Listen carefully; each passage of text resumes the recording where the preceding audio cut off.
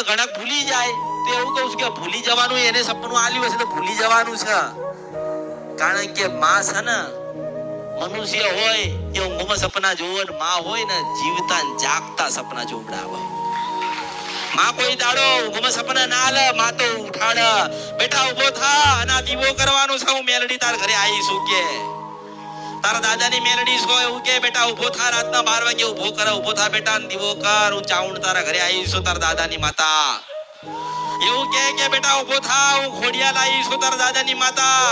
આપણો ભાવ હોય ને તો પથ્થરમાં બી પ્રાણ પૂરાને માં એવું કે આની અંદર હું બેઠી છું, બાબા આવો દીવો કર.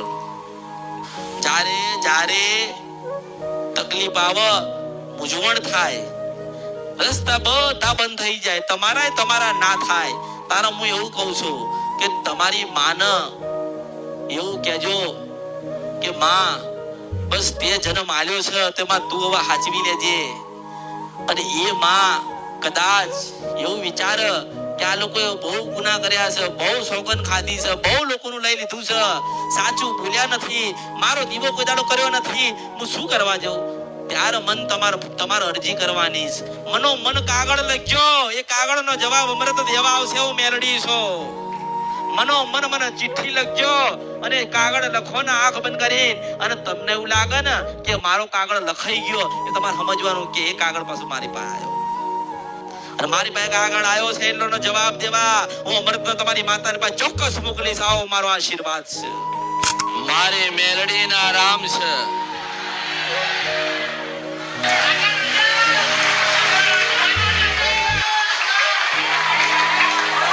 નાનો હશે કે મોટો હશે, સુખી હશે કે દુખી હશે, કદાચ મારી ડેલીએ ચડ્યો છે તો એની ડેલીએ ના જાવ તો મારા ઉતારમાં ખોટ પડે.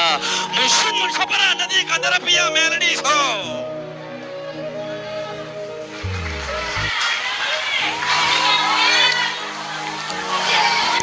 એક થોડી સુખડી લઈને ખોબો સુખડા દેવા આવીશું. એક થોડી પ્રસાદ લઈને તમારો જીવન આનંદમય કરવા આવીશું.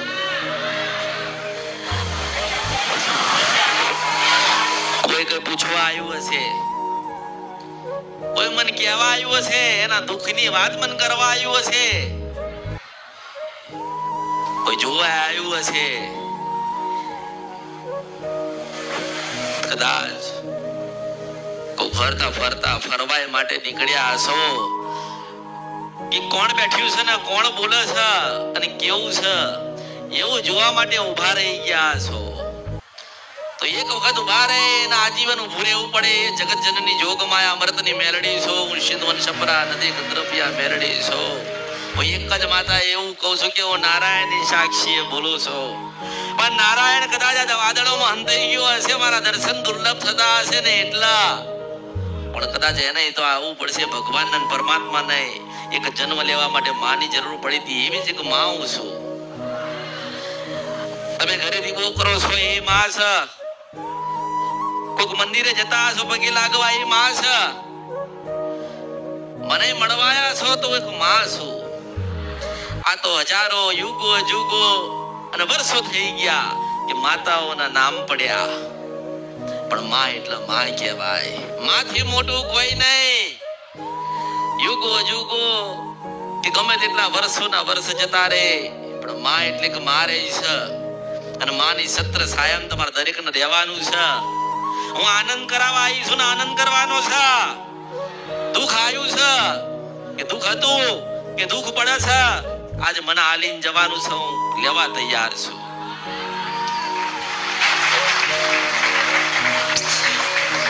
કારણ કે ઘરે તો બધી માતાઓ બેઠી છે, કુળદેવી બેઠી જ છે ને, પણ કદાચ કુળદેવીને ગુનાહ થઈ ગયા, વડીલો કઈ ના ગયા કે વડીલોથી કઈક ભૂલ થઈ ગઈ, તમે કઈક ભૂલા પડ્યા કે તમે ને કઈક કોઈક માણસે ભૂલા પડ્યા હશે. પણ એવું કહું છું કે ભૂલા પડવા વાળા હોય કે પડાઈ દેવા વાળા હોય ને, પણ હું અમૃતની મેલડી તો સાચો રસ્તો બતાવું છું. તમે ઘણી બધી આશારો લઈને આયા છો ને. મારી એક જ ઈચ્છા છે કે આજીવન કોઈના ઘરમાં દુઃખ આટો મારવા ના આવે કે એના ઘરે આટો મારવા હું મેલડી આવી છું. મને ઓળખો તો ઓળખાય. માના રૂપમાં આવું છું, દીકરીના રૂપમાં આવું છું, ડોશીના રૂપમાં આવું છું, કોઈક સંબંધી કે મહેમાનના રૂપમાં આવું છું. પણ તમારું ઓળખવાની છે કે કોણ આવ્યું તો. તમને કોઈક માર્ગ ના મળતો હોય, દુઃખ હોય અને તમે મન મૂંઝાતા હોય, તમને કોઈક કે આ માર્ગ જવાનું છે તો સમજવાનું કે હું જોગમાયા મેલડી આવી હતી. ઘણું બધું પૂછવાનું હશે ને. ઘણા બધા પ્રશ્ન લઈને આયા છો, ઘણા બધા દૂરથી આયા છો ને. કોઈ 500 કિલોમીટર થી આવ્યું હશે, કોઈ 50 કિલોમીટર થી આવ્યું હશે, પણ દરેક ને એક આશા છે કે માની પાસે જઈએ ને અમારા દુઃખ કહીએ તો માં અમને કઈક માર્ગ બતાડ. કઈક અમારા ગુનાને ભૂલો થઈ ગયું હોય તો માં અમને કઈક સારું માર્ગ એવો બતાડ. અમારા દેવ રહી જતા હોય તો માં બતાડશે, હું બતાવીશ. તમારો વિશ્વાસ મારા પ્રત્યે છે ને તો હું તો આ શંકર ભગવાન બતાવીશ. મુશિદ્વર છપરા નદીને કંદરપિયા મેલડી છો. તમારો વિશ્વાસ મારા ઉપર હોવો જોઈએ. અરે મોત કાલ આવતી હોય તો આજ આવ, કારણ કે હું તો 24 કલાક ને 32 ઘડી મારા ભક્તોના હૃદયમાં રહેનારી મેલડી છું. આ કળિયુગમાં ભગવાન જન્મ દે છે, આ કળિયુગમાં ભગવાન લેખ લખતા હશે, આ કળિયુગમાં ભગવાન દરેકના અવતાર આલતા હશે અને વિધાતા લેખ લખતી હશે. પણ હું ગાવા આવી છું તે અમૃતની મેલડી. ક્યાં આવું થઈ તું, આવા કારણે થઈ તું, આને કર્યું તો. પણ જો દુઃખ છે અને દુઃખ કદાચ પડતા હશે તો ધીરજ રાખજો, શ્રદ્ધા રાખજો, વિશ્વાસ રાખજો. તમે જેટલું ભરશો એટલું નવી જાણકારી મળશે, નવી માહિતી મળશે.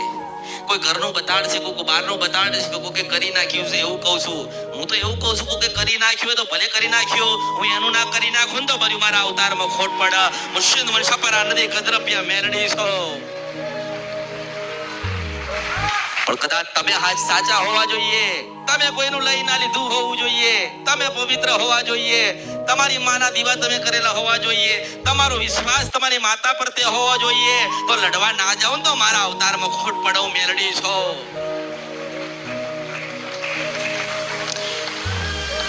પણ આજે તમારો બધાયનો શ્રદ્ધાનો ભાવનો વિશ્વાસ ઓછો થાય. કેમ ઓછો થાય?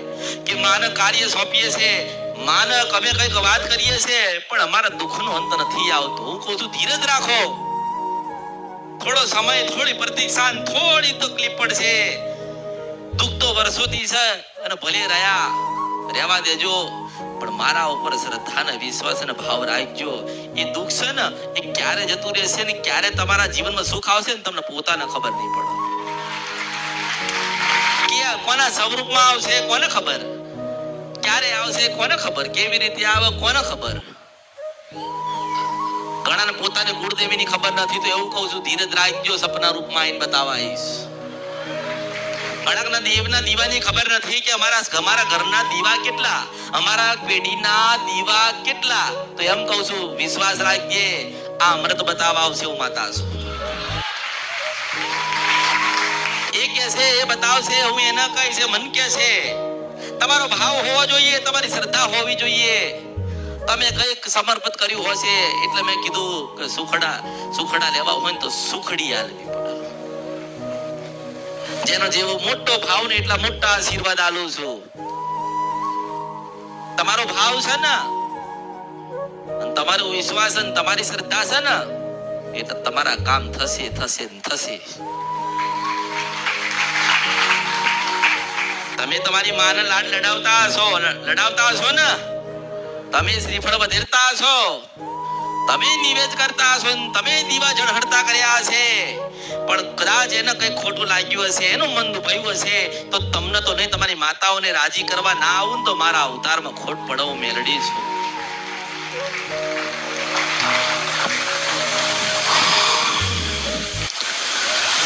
પણ દીવા કરો છો તો કરતા રહેજો અને કરવા જોઈએ. માં છે ને એને માને રાજી કરવી પડે.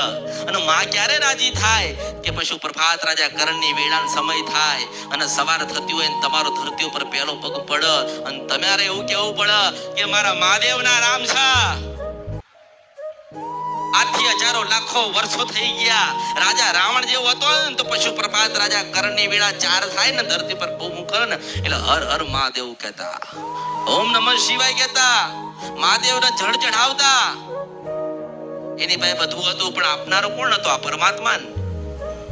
રાજા રજવાડા કે ઋષિ મુનિ ગમે તે હતા પણ શંકર ભગવાનનું ભજન કરતા કરતા તમે કોઈ દિવસ સાંભળ્યો કે ઋષિ મુનિએ રામચંદ્ર ભગવાનનું ભજન કર્યું છે?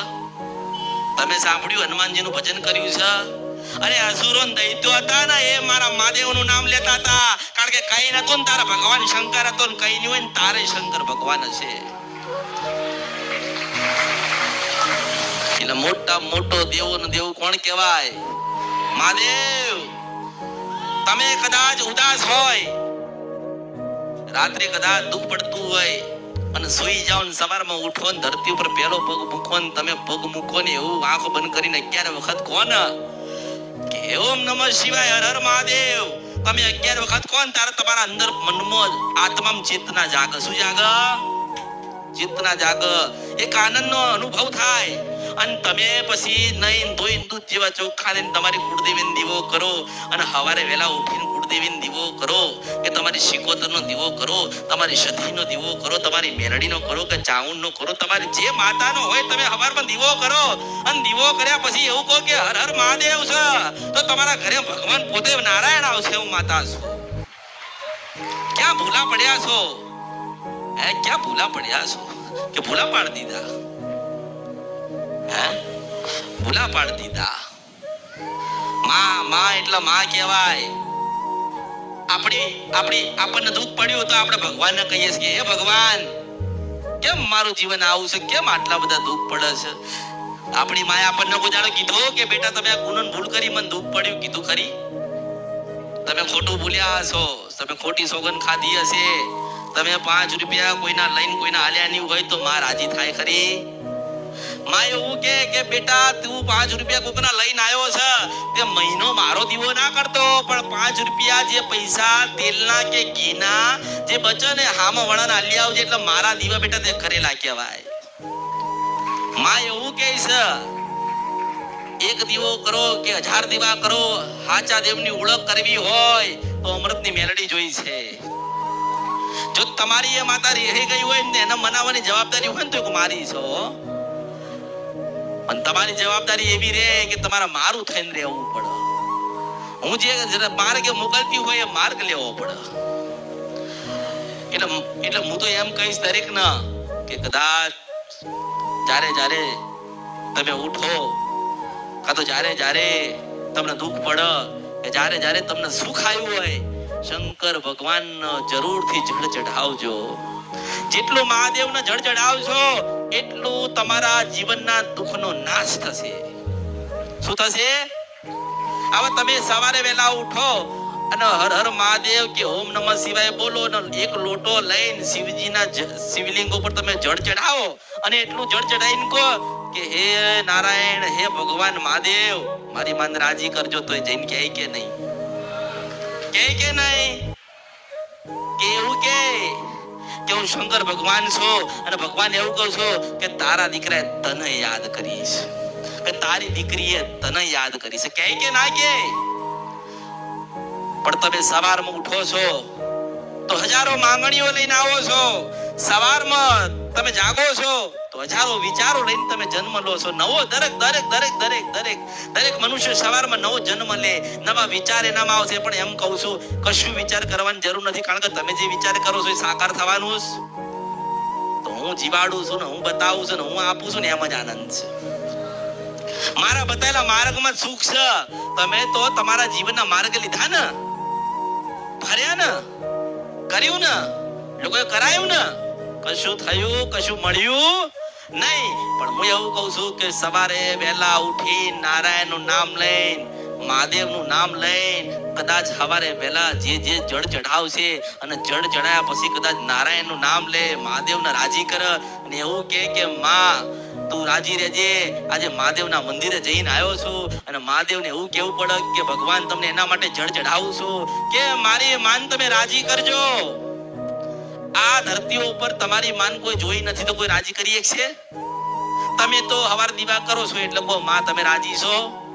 કહો છો ને માં તમે રાજી છો ને? માં કહેવાય ના કહેવાય, પણ નારાયણ કહી દે છે હો કે રાજી થઈ જજે, તારો દીકરો મારો થઈ ગયો છે.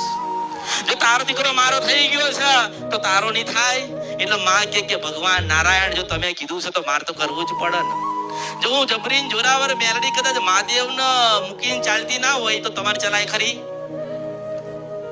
તમારે ડગલું ભરાય ખરી? સવાર હોય કે સાંજ હોય, જ્યારે જ્યારે ભગવાનને યાદ કરવાનો સમય મળે ત્યારે કરવો પડે. તમે જન્મ લીધો છો કે જન્મ ભગવાને તમને આલ્યો છે, તમે જાતે તો આયા નથી ને. લોકો એવું કહે છે કે અમારા મા બાપે જન્મ આલ્યો. અરે મા બાપે ક્યારે જન્મ આલ્યો? કે ભગવાને આપ્યું ને ત્યારે થયો. ભગવાને કેમ જન્મ આપ્યો છે? કે સારું કર્મ કર, ભક્તિ કર, અને ભક્તિ ના કર તો કોકનો પેટ ઠાર, કોકનું લઈ ના લે, સારું જીવન જીવ, કોકનો જીવવા દે, 2 ટાઈમ સેવા કર તો મારો થઈને હું મારા ખોડે લઉં એને. પણ ભગવાનનું કદાચ નામ લઈને ખોટું કર. ઘણા લોકો ખોટી સોગન ખાય છે ને. અરે કે માતાજીની સોગન, માતાજીની સોગન. અરે શું માતાજીની સોગન? તારા દીકરા થશે ને ત્યાં સુધી દુખી થશો. સાચું બોલો. કદાચ ખોટું બોલશો ને, કદાચ તમે ખોટું બોલો ને તો 1 દિવસનું સુખ મળશે, 1 કલાકનું સુખ મળશે, 1 દિવસનું મળશે, 1 મહિનાનું મળશે ને 1 વર્ષનું મળશે. પણ જ્યારે એનો સમય પૂરો થશે ને ત્યારે આખી પડી જતી રહેશે સોગનમાં, અને માતા મળશે નહીં. એટલે માતા શું કહેવાય? જે જાણે છે, જેને અનુભવ થયા છે, જેને અનુભવ થયા હોય એને ખબર હોય ને. માનો કે મારા આજ પહેલી વખત કોક આવ્યું હોય, ઓકે અમે તો પહેલી વખત આયા છીએ, તો કઈ નહીં, મનોમન માનતા માન, અને મનોમન મને અરજી કર, અને મનોમન એવું કે માં હું તમારા સુધી નહીં પહોંચી શકતો, પણ માં સુખડી તને અર્પણ કરી છે, માં જરૂરથી મારા સુધી તું આવજે.